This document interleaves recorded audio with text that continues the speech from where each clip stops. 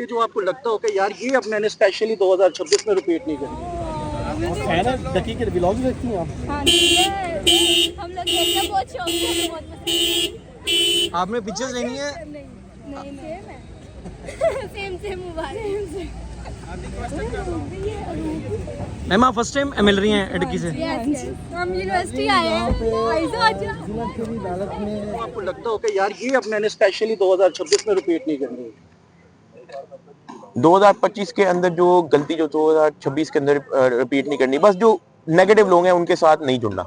अच्छा डकी साहब ये बताइएगा कि आपने तो चलो वो जो भी एप्लीकेशन का मामला था वो तो आपका चल रहा है, लेकिन कुछ ऐसे अनएजुकेटेड है या फिर जिनको इल्म नहीं है कि ये वाली एप्लीकेशन जो सी है वो गैम्बलिंग में है या नहीं है, वो लोग बस पैसे देखते हैं, वो कहते हैं कि यार चलो ठीक है हमारा रोजगार आ रहा है हम इस पर कर देते हैं बगैर तस्दीक किए, उनको आप क्या कहना चाहेंगे खास तौर पर? देखिए उसमें यही है कि मैं चाहता हूँ कि जो चीज़ को ना थोड़ा ट्रांसपेरेंट कर दिया जाए। मैं आपको एक छोटी सी मिसाल देता हूँ। 2019-20 के अंदर एक ऐप चलती है ऑक्टा एफएक्स। बिल्कुल। मेरे ख्याल से कि वो जब ऑक्टा एफएक्स थोड़ी सी नॉर्मलाइज हुई थी ना सोशल मीडिया पे, उसके बाद हुकूमत का मैसेज आना शुरू हो गया है लोगों को कि जो ऑक्टा एफएक्स ऐप है ये इलीगल है। ठीक है, और मुझे नहीं लगता कि उस मैसेजेस के बाद अभी कोई गिरफ्तारी भी नहीं हुई, इस पर कोई केस कोई खास बने भी नहीं। मेरे ख्याल से उस मैसेज के बाद मेरे ख्याल से किसी ने रिपीट नहीं की उसके बाद वो एप्लीकेशन सोशल मीडिया पे, जितना मैंने देखा है बहुत हद तक कंट्रोल हो गया। मेरे ख्याल से इसमें भी यही करके जो है वो लोगों को क्लियर कर दिया जाए कि यार ये ठीक है ये नहीं ठीक, एक रेड लाइन दे दी जाए, क्योंकि लोगों को भी कंफ्यूजन है, जेन्युइन कंफ्यूजन है, हर चीज गूगल पे नहीं होती है। ठीक है, अभी भी मेरी गिरफ्तारी 16 अगस्त 2025 को हुई थी, उसके 3-4 दिन के बाद जाके जो है इन एप्लीकेशन को बैन किया गया। तो मतलब कि उससे पहले ये बैन थी भी नहीं। ठीक है, ऑपरेट हो रही थी, उस पर इजी पैसा जैज कैश के जो है वो इंटीग्रेशन थी, उसके अंदर पाकिस्तानी बैंक अकाउंट से आप पैसे ले भी सकते हैं, डिपॉजिट भी कर सकते हैं, विड्रॉ भी कर सकते हैं, हर चीज उसके अंदर होती है। पाकिस्तानी नंबर पे ओटीपी आता है, पूरी तरह से ऑपरेट होती ही। पाकिस्तान में बिल बोर्ड लगते हैं, हर जगह जो है वो उसके एड्स लगते हैं।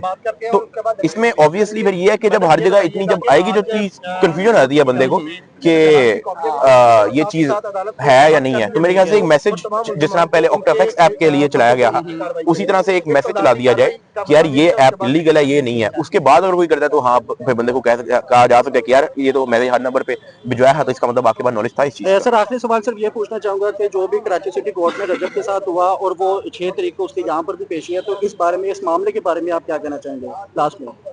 देखिए मैं पहले भी उनको बता चुका हूँ कि ऑब्वियसली ये जो तशद्दुद वगैरह जो सीन हुआ है वो ये बड़ा गलत हुआ है, और ये एक अच्छी बात है कि वो कानूनी तरीके से जो है वो इस चीज को लेके चल रहा है। अल्लाह पाक उसके लिए आसानी पैदा करे। क्या आपको लगता है कि आपको देखते हुए बहुत ज्यादा इन्फ्लुएंसर्स को, टिकटॉकर्स को, यूट्यूबर्स को हौसला मिला है जिस तरह से आपने जुल्म के खिलाफ आवाज उठाई है और उन्हीं अफसरान के खिलाफ FIR करवाई थी, क्या आपको लगता है कि आपको भी थोड़ा बहुत क्रेडिट जाता है इस चीज का क्योंकि आपने आवाज उठाई? नहीं, इसमें यह है कि हमारे जो इदारे हैं उनको क्रेडिट जाता है कि उन्होंने मेरी फैमिली की बात सुनी, और उसके बाद जो है मतलब इसमें मेरा कोई ऐसा अगर यही है, अगर आप कहना चाह रहे हो कि मतलब आवाज उठाना, हाँ चलो मेरे ख्याल से कि मेरी वीडियो के बाद बहुत सारे जो हैं लोगों के लिए शायद कोई आसानी हुई हो। अगर किसी के साथ ज्यादती हो रही थी शायद वो रुक गई हो, या होने वाली थी वो शायद ना हुई हो।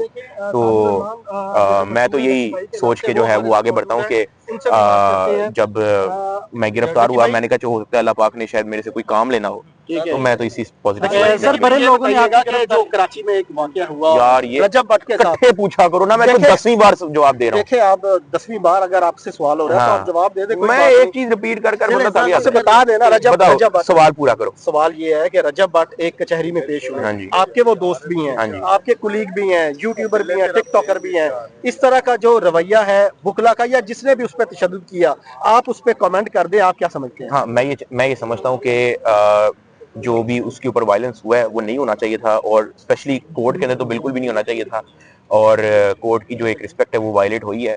बाकी जो वो रजब जिस तरह इस मामले को लीगल वे में लेके चल रहा है ये बहुत अच्छी बात है कि वो इस चीज को लीगल वे में लेके चल रहा है। अल्लाह पाक उसके लिए आसानी पैदा करे। अच्छा एक और इम्पोर्टेंट क्वेश्चन है कि रिसेंटली एक शायद प्रोमो आया है एक पॉडकास्ट का जिसमें नदीम नानीवाला ये क्लेम कर रहे हैं कि आपके खिलाफ जो मटेरियल NCCIA को दिया है वो डॉक्टर अफान कैसर ने दिया है। क्या आपकी नदीम नानीवाला से बात हुई और क्या नदीम नानीवाला का ये क्लेम है आपसे दुरुस्त समझते हैं?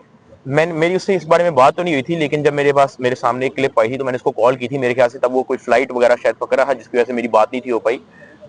तो उसके बाद वो मौका नहीं मिल सका मैं उसको कॉल करने का, लेकिन मैं उससे पूछूंगा क्योंकि मैं तो जेल में था तो जो लोग जेल से बाहर थे उनको इस मामले में ज्यादा नॉलेज होगी। डॉक्टर अफान क्या सर आपसे शायद एनसीसीआई के ऑफिस में मिलने भी आए थे, तो वहां पे आपसे कोई बातचीत नहीं, आपको इस तरह की वाइब कोई आती है? वो मेरे डॉक्टर अफान कैसर ने ही ये मटेरियल जो है वो आपके खिलाफ एनसीसीआई को दिया? वो मेरे से मिलने नहीं आए थे, वहां पे एक पॉडकास्ट जो है वो लेने आए थे। हाँ, मुझे उनके सामने पेश किया गया है, वो भी स्क्रिप्ट देके। डॉक्टर अफान कैसर के सामने पेश किया गया था? हाँ जी, मुझे स्क्रिप्ट देके पेश किया गया है, हवाला से लेके गए थे कि जी फलाना फलाना आया हुआ है, तो आपने इसके सामने ये बात करनी है, ये बात नहीं करनी। तो वो सिर्फ वो अकेले नहीं थे, इरशाद भट्टी साहब भी जब मेरे से, इरशाद भट्टी साहब वहाँ पे पॉडकास्ट लेने नहीं आए थे, वो पता ही करने आए थे मेरा। लेकिन जब मुझे भी उनके सामने पेश किया गया तो फिर मुझे पहले स्क्रिप्ट दी गई, वो बताया गया हवालात में आके कि इरशाद भट्टी साहब आए हुए हैं, बिल्कुल कोई आपका सगा नहीं है, आपका मसला जो है वो एडिशन साहब ने ही हल करना है, तो आपने कोई भी इस तरह की कोई बात नहीं करनी है, वो इस तरह करके मुझे इस तरह से जो है वो किया जाता था। मेरी डॉक्टर अफान से ऐसा कोई डिटेल में कोई उनसे मेरी बात हुई नहीं है। हाँ, लेकिन ये जो अनिदीन मानी वाले का क्लेम है, ये मैंने और भी एक दो जगहों से और भी सुना है, तो इस मामले में मैं खुद भी अपने जाती तौर पे भी इन्वेस्टिगेशन करूंगा। अच्छा, आखिरी क्वेश्चन है कि आपको उस वक्त गिरफ्तार किया गया था जब अब आप बैरून मुल्क ट्रैवल करने जा रहे थे, 2025 की बात है, अब 2026 आ चुका है, जाने का प्रोग्राम है कहीं पे बैरून मुल्क जाने का, विजिट करने का या रहने का, शिफ्ट होने का कोई प्लान है? नहीं, शिफ्ट होने या रहने का तो कोई प्लान नहीं है, लेकिन हाँ, मैं बहुत बड़ा ट्रैवलर हूँ, मैं अभी 13-14 मुल्क घूमा हूँ टोटल, तो मेरा बड़ा ड्रीम है कि मैं कम से कम आधी दुनिया कवर करूँ। ठीक है, अभी मेरे बहुत सारे मुल्क ऐसे हैं जो मेरे रहते हैं, जो मैंने भी कवर करने हैं, कंटेंट के लिए भी, अपने जाती उसके लिए भी मुझे खुद बड़ा एक्सप्लोर करने का बड़ा मजा आता है, जिसके अंदर अभी ऑस्ट्रेलिया पूरा रीजन रहता है, कनाडा रहता है, यूके रहता है, यूरोप रहता है, रशिया रहता है। ठीक है, तो अभी बहुत सारी कंट्रीज हैं जहाँ मेरी बकेट लिस्ट में है, लेकिन वो विजिट हद तक है कि मतलब वो जाके टूर करके कंटेंट बना के वापस आ गए, या चलो मैं यूट्यूबर नहीं भी हूँ तो जाके विजिट करके वापस आ गए, तो लेकिन रहने सहने का कोई प्लान नहीं है, क्योंकि हमने बड़ा एक्सपेरिमेंट करके देखे। हम लोग कोई 2-3 हफ्ता अमेरिका रहे हैं, हम लोग कोई 3 हफ्ता जापान रहे हैं, और हम लोग 2 महीना दुबई रहे हैं, हम लोग महीना हम लोग साउथ ईस्ट एशिया पूरा रहे हैं। हमने यही रियलाइज किया है कि जो आपको घर वाली फीलिंग पाकिस्तान के अंदर आती है वो आपको कहीं नहीं आती, जो जितना मर्जी आप कर लो। ठीक है, तो मैंने और मेरी वाइफ ने तो हमने यही डिसाइड किया है कि हमने रहना इधर ही है पाकिस्तान। इन नियर फ्यूचर किस कंट्री में जा रहे हैं? 1-2 महीनों में जाने का प्लान है? अभी तो PNI इसके अंदर नाम है, तो अभी तो कोई प्लान ऐसा सच नहीं है, बट अल्लाह खैर करे, जब ये रिमूव होता है सबसे पहला स्टेप तो यही है कि अभी इस चीज की हम एप्लीकेशन देंगे या देनी है, दे चुके हैं हमने अभी इसकी एप्लीकेशन जो है वो दे चुके हैं, तो लेट्स सी उसका क्या फैसला आता है।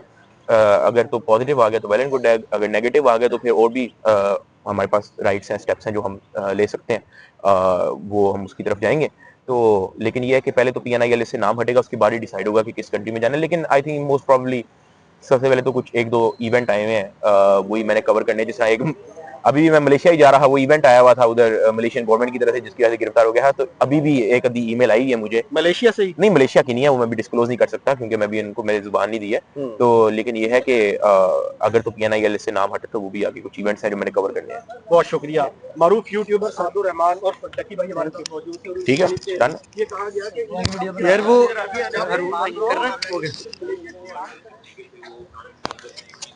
लेके चल रहे हैं, इट इज अप्रिशिएटेबल, और जो उसके साथ हुआ बिल्कुल गलत हुआ और किसी के साथ नहीं होना चाहिए। जाहिर है ऑफ कोर्स इदारे मतलब ये कोर्ट के अंदर तो नहीं होना चाहिए, कोर्ट की एक रिस्पेक्ट होती है जो वायलेट हुई है, तो इस चीज की पूरी मजम्मत करते हैं।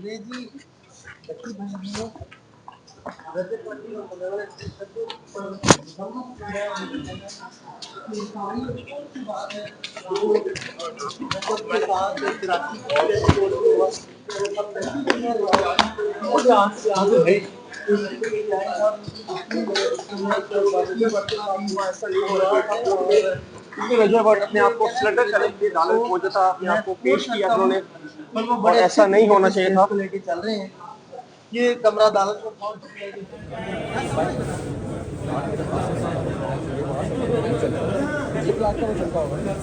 नहीं है हाँ